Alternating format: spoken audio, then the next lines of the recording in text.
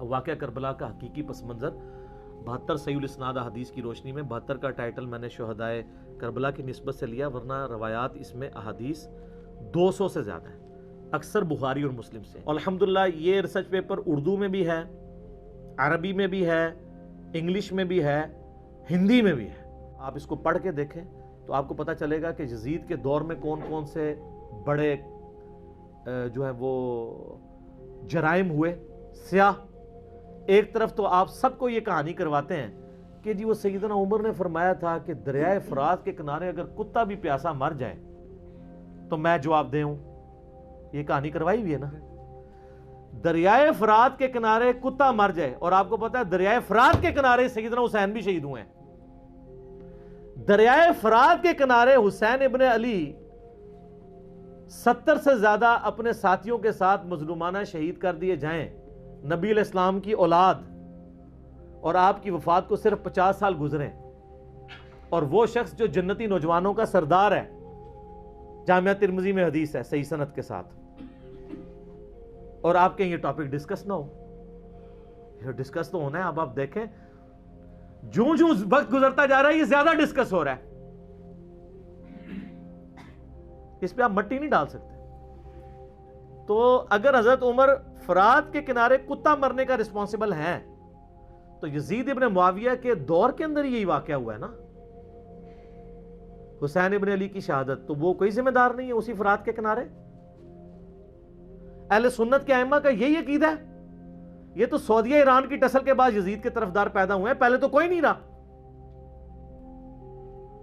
یہ کہاں سے آپ امت میں عقیدہ جو ہے وہ پروپیگیٹ کر رہے ہیں، اور آپ ہمدردیاں کر رہے ہیں آ کے اس کے ساتھ، اور باقی رہنا نہیں ثبوت دیں۔ میں اس کو چھوڑیں، میں آپ کو اس 21ویں صدی کے واقعات بتاتا ہوں، مجھے اس کا ثبوت دیں جس کو آپ جوڈیشری میں پروف کر سکتے ہو۔ آپ کہتے ہیں جی مودی ہزاروں مسلمانوں کا قاتل ہے، پروف دیں، تو آپ کہیں گے ہم کورٹ میں تو پروف نہیں کر سکیں گے، لیکن سب کو پتہ ہے یہ پرویز مشرف نے قتل عام کیا لال مسجد کے اندر، ویڈیو میں دیکھا نا۔ آپ جوڈیشری میں یہ پروف کریں ثبوت کے ساتھ کہ پرویز مشرف کے نام سے ایک آرڈر نکلا ہو، اس پہ اوریجنل سائن بھی اس کے، اور اس نے وہ سب کچھ کرایا ہو، کروا سکتے ہیں؟ آج نہیں آپ کروا سکتے، اس دور میں، لیکن کرائن سے سب کچھ پتا چل جاتا ہے کون کیا کر رہا ہے۔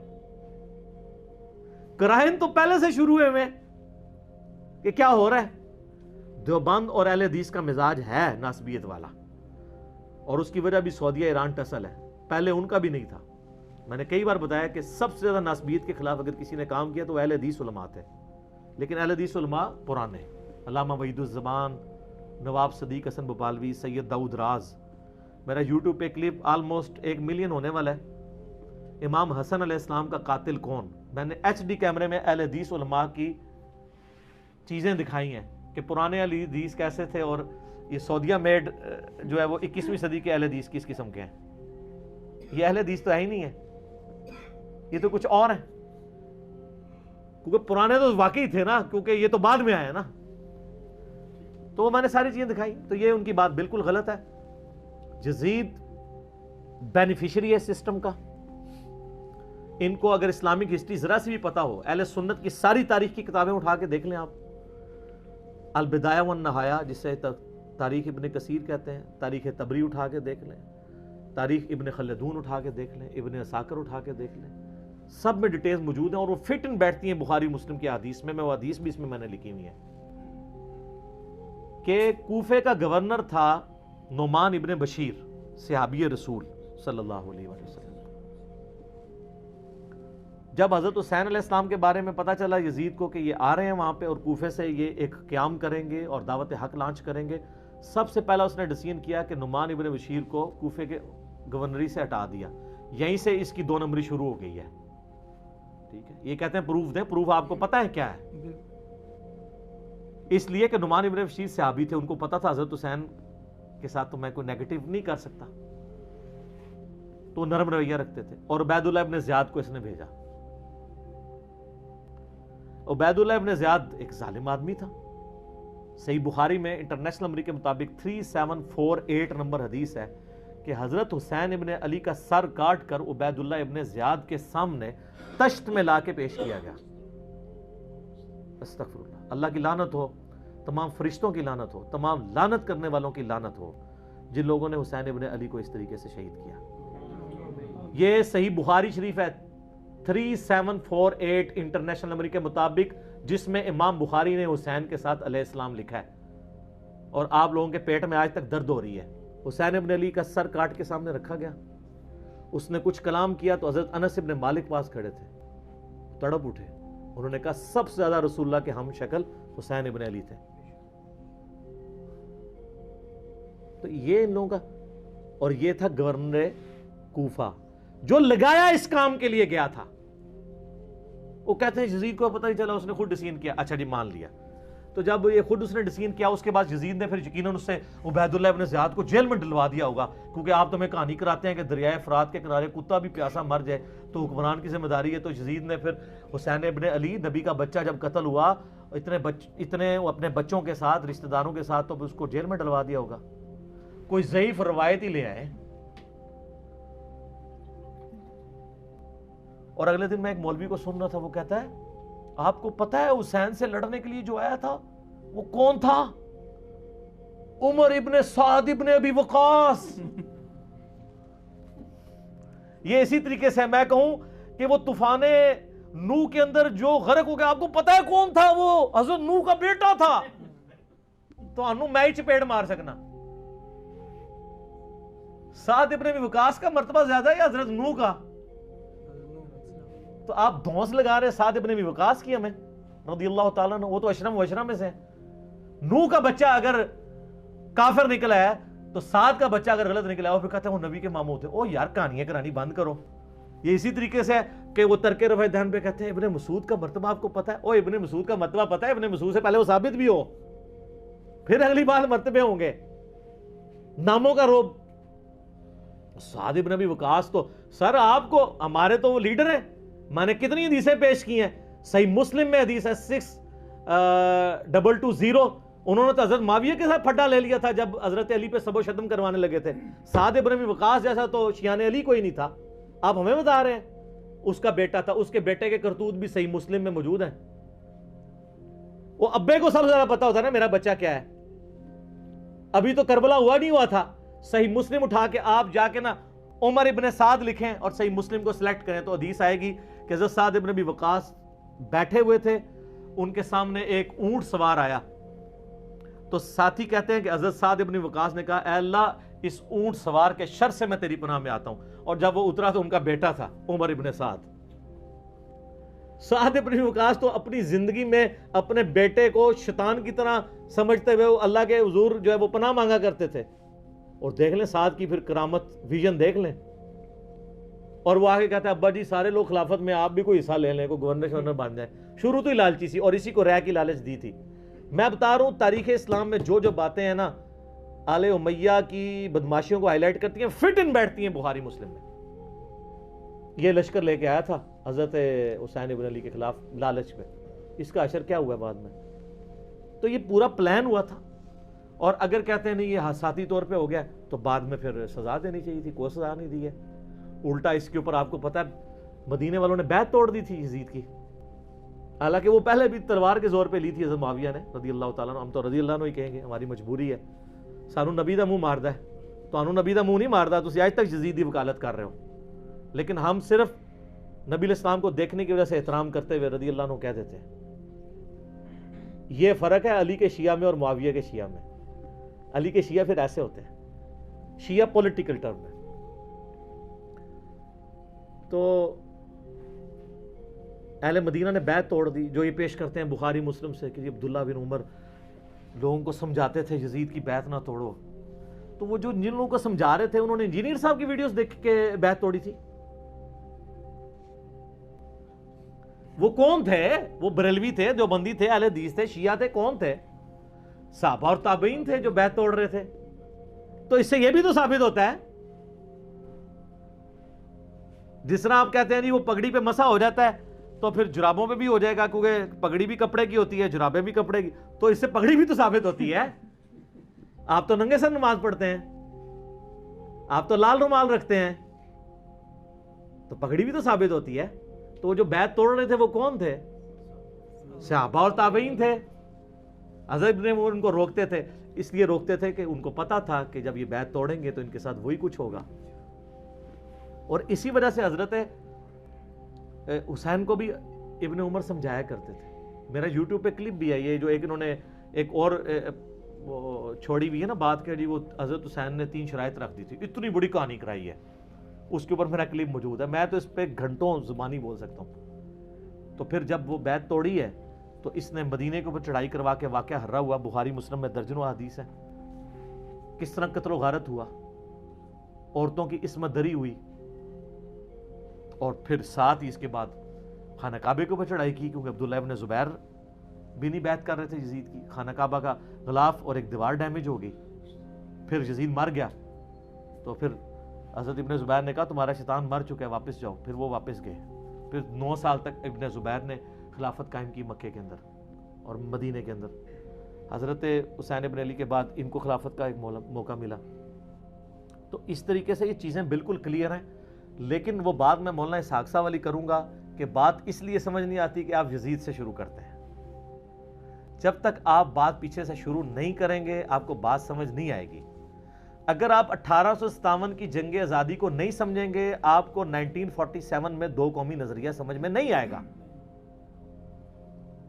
اور جب تک 1947 میں مسلمانوں کی قربانیوں سے جو ملک بنا ہے وہ آپ نہیں سمجھیں گے تو آج آپ کو نہیں سمجھ آئے گی کہ پاکستانی عوام کیوں اسلامی نظام یہاں پہ چاہ رہے ہیں. اس لیے کہ وہ کہتے ہیں ہمارے بزرگوں نے پاکستان بنایا اس لیے تھا کہ پاکستان کا مطلب کیا، لا الہ الا اللہ.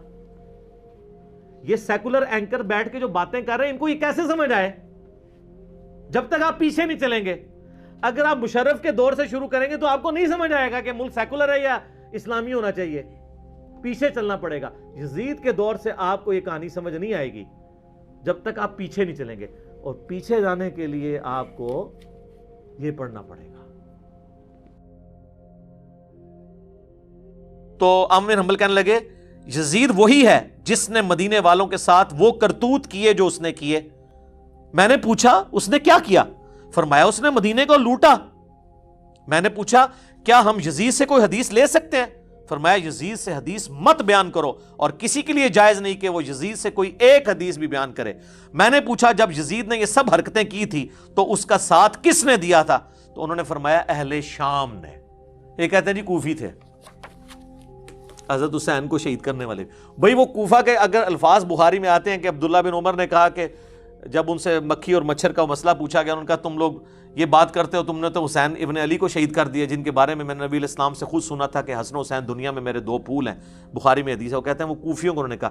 سر ظاہر ہے کہ کوفی انڈر کس کے تھے؟ آج اگر کوئی کہتا ہے پنجاب پولیس تو گورنمنٹ آف پاکستان کے انڈر ہے نا. یہ تو نہیں کہا جائے گا کہ پنجاب پولیس کا پرائم منسٹر سے کوئی تعلق نہیں ہے. تو کوفہ ایک صوبہ تھا شام کا. تو ڈائریکٹ عبید اللہ ابن زیاد کو گورنر کس نے لگایا ہوا تھا؟ یزید ابن معاویہ نے. کہتے ہیں جی وہ پتہ ہی نہیں چلا جی وہ بس مار دیا. بعد میں یزید بہت پچھتایا. اچھا جی پچھتایا پھر اس نے عبید کو قتل کروا دیا قصاصاً، اس کو گورنری سے ہٹا دیا؟ نہیں. اور یہ تو بخاری کے اندر ہے. یہ تیسرا سیاہ کارنامہ جو قتل حسین والا ہے، کربلا کا ذکر کہتے ہیں جی بتائیں تو یہ بخاری کے اندر 3748 نمبر حدیث جس میں حسین علیہ السلام برأس الحسین امام بخاری نے لکھا ہے، جو انہوں نے عربی میں رکھا اور اردو سے ترجمے سے ہی نکال دیا. اسلام 360 میں بھی عربی میں لکھا ہے حسین علیہ السلام، اردو میں رضی اللہ عنہ کر دیا. sunna.com پہ لکھا ہے علیہ السلام عربی میں، اردو میں رضی اللہ عنہ کر دیا. تو یہ بخاری میں کربلا کا ذکر اس حوالے سے موجود ہے. ترمذی میں بھی ہے.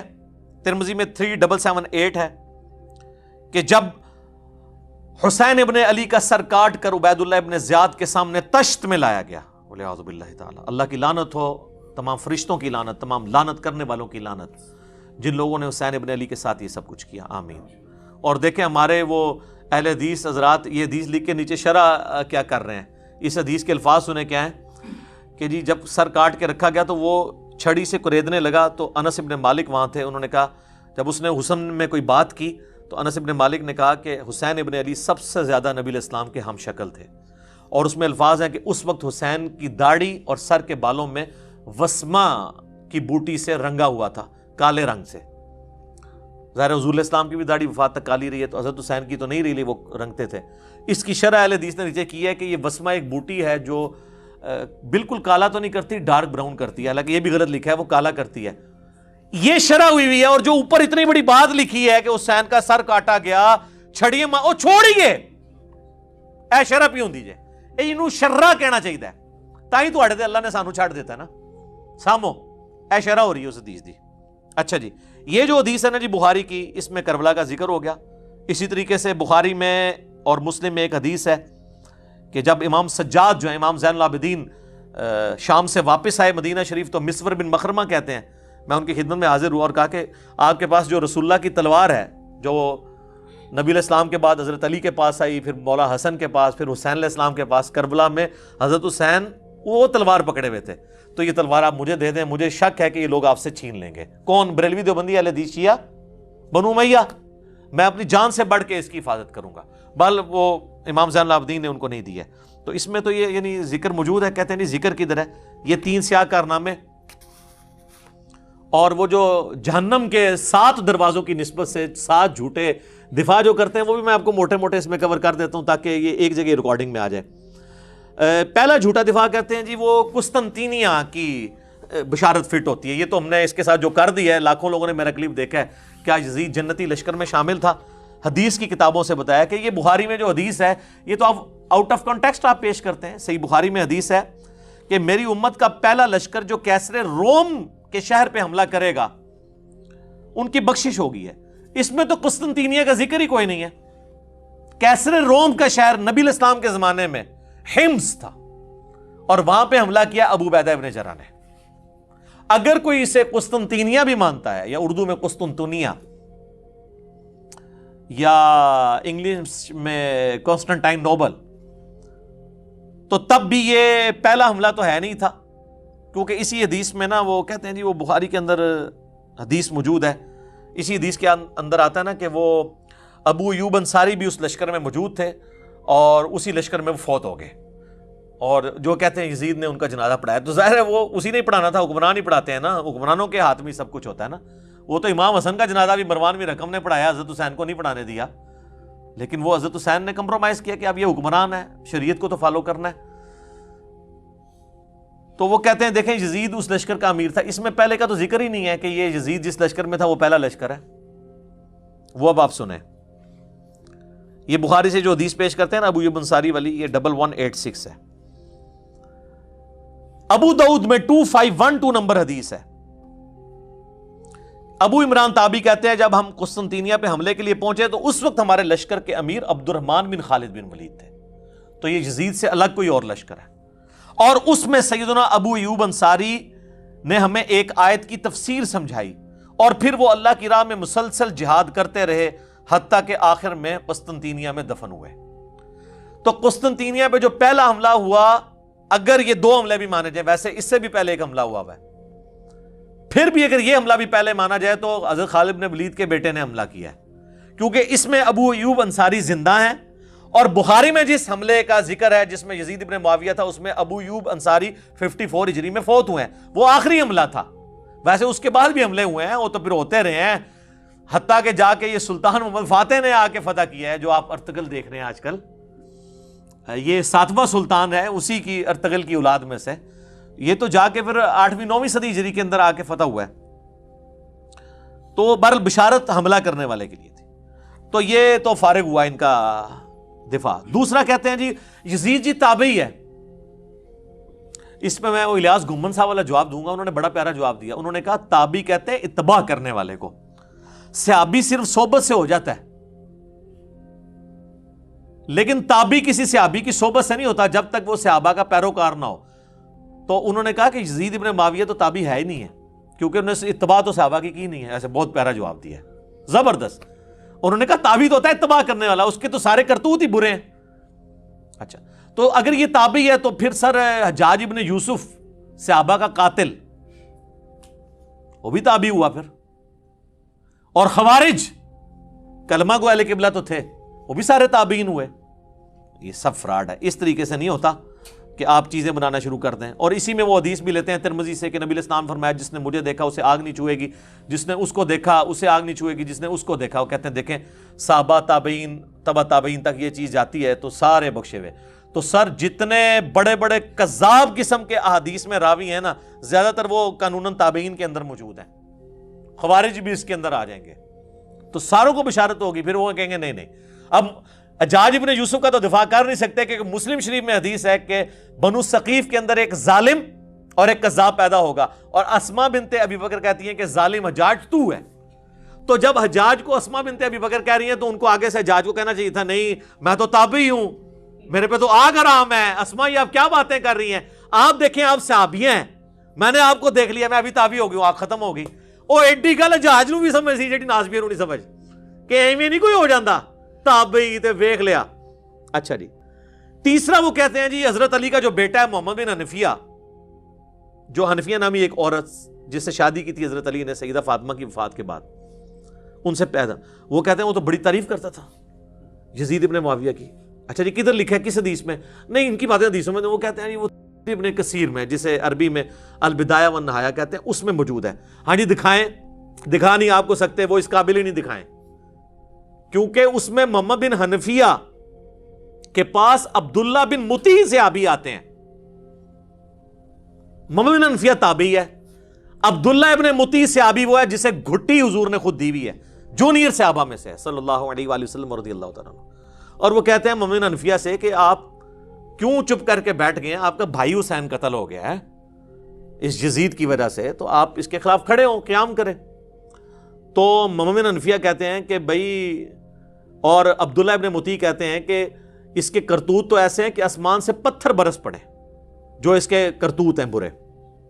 کہتے ہیں جی وہ شرابی، اور اس میں شرابی کے الفاظ بھی ہیں اور باقی الفاظ بھی۔ وہ کہتے ہیں جی کہاں لکھا ہوا ہے؟ تو وہ محمد بن حنفیہ کہتے ہیں کہ نہیں بھائی، میں نے تو جتنے دن میں اس کے پاس رہا ہوں، میں نے تو اس کے اندر کوئی چیز نہیں ایسی دیکھی، میں نے تو اسے نماز کا پابند اور سنت کا عامل پایا ہے۔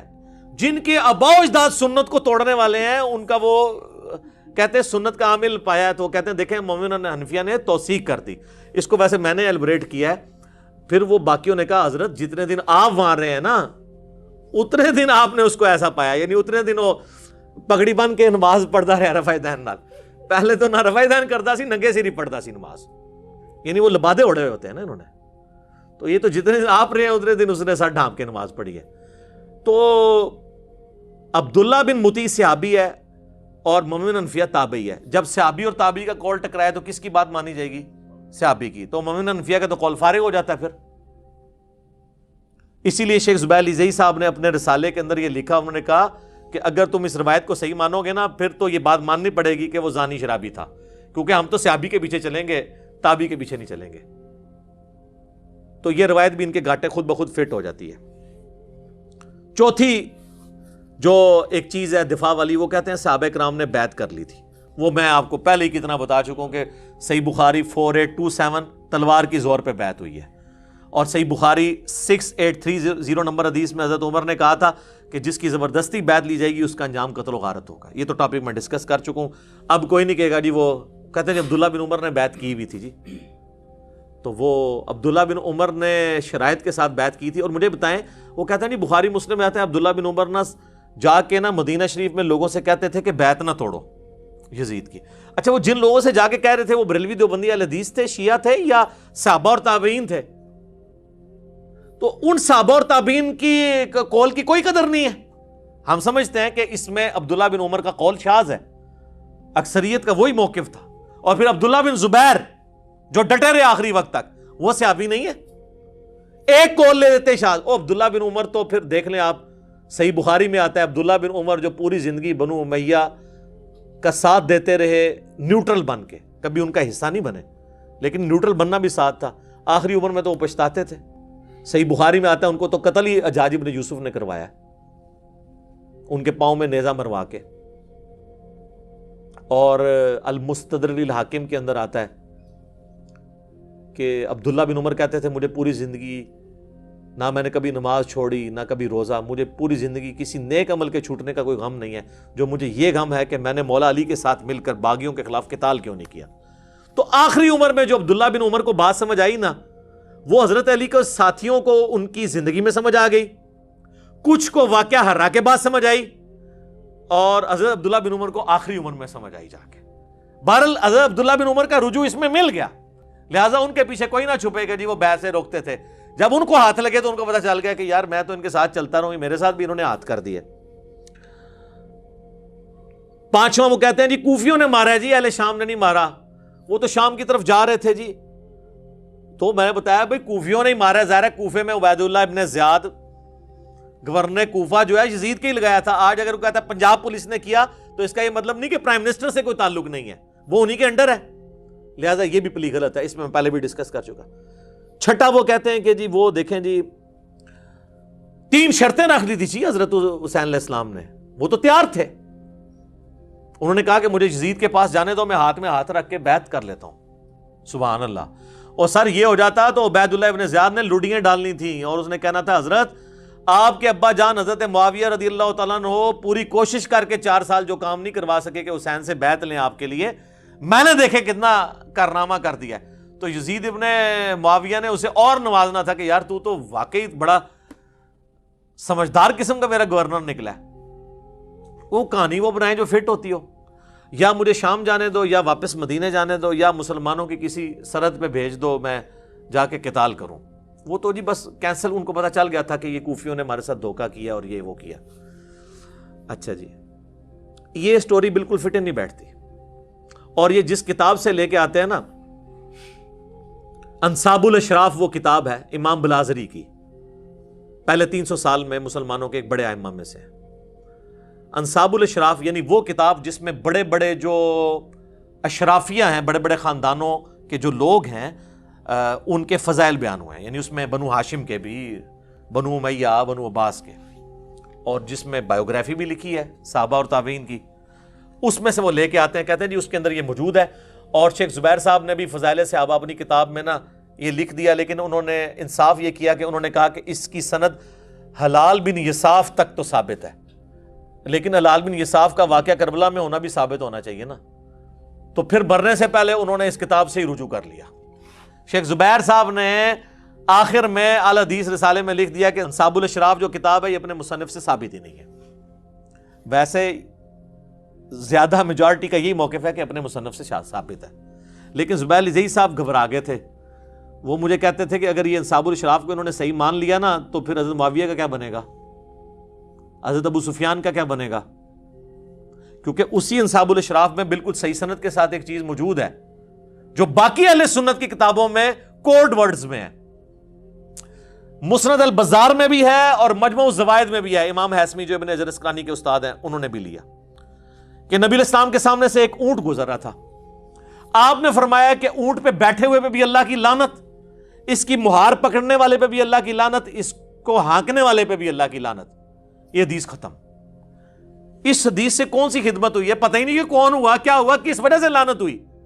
مسند البزار اور مجموع الزوائد میں یہ ادھوری روایت ہے, لیکن انصاب الاشراف میں ان 3 بندوں کے نام ہیں, وہ میں کوڈ ورڈز میں آپ کو بتا دیتا ہوں. اونٹ کے اوپر امیر شام کے والد محترم بیٹھے ہوئے تھے. اونٹ کی مہار امیر شام کے ہاتھ میں تھی. امیر شام میں یزید کو نہیں کہہ رہا, ان کے والد کو کہہ رہا ہوں. اور ہانکنے والے امیر شام کے بھائی تھے, جو مسند البزار اور مجموع الزوائد میں لکھا ہے کہ اونٹ بیٹھے ہوئے پہ بھی لعنت, ہانکنے والے پہ بھی لعنت, مہار والے پہ بھی لعنت. تو شیخ زبیر صاحب کہتے تھے پھر اس روایت کو بھی صحیح ماننے, تو انہوں نے کہا حضرت معاویہ کو بچانے کا, ابو سفیان کو بچانے کا رضی اللہ عنہما طریقہ یہ ہے کہ اس کتاب سے اعلان برات کر. اب اس میں اور بھی بہت ساری روایتیں ہیں, ٹھیک ہے. یزید کے آباء و اجداد کے تابوت آگ میں ہیں, وہ ہم نہیں بیان کرتے آپ سے, ٹھیک ہے. اور بھی کافی ساری چیزیں. تو اس کتاب سے انہوں نے جان چھڑا لی کہ چھوڑو ہے. تو لہٰذا آندہ کو 3 شرائط والی بتایا نا, ان کو 3 شرائط والی کتاب مننی ہے,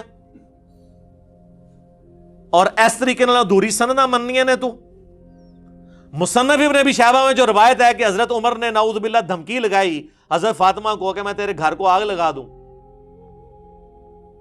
تو وہ ہم کیا کہتے ہیں کہ وہ زید بن اسلم جو ہے, وہ حضرت عمر کا غلام جو ہے, وہ اس وقت موجود ہی نہیں تھا وہاں پر جب یہ واقعہ ہوا تھا. وہ تو حضرت عمر کی غلامی میں بعد میں آئی. یہ سند منقطع ہے. تو اگر منقطع روایتوں کو حلال بن یساف کو ماننا ہے تو پھر آپ یہ بھی چیزیں ماننا شروع کر دیں.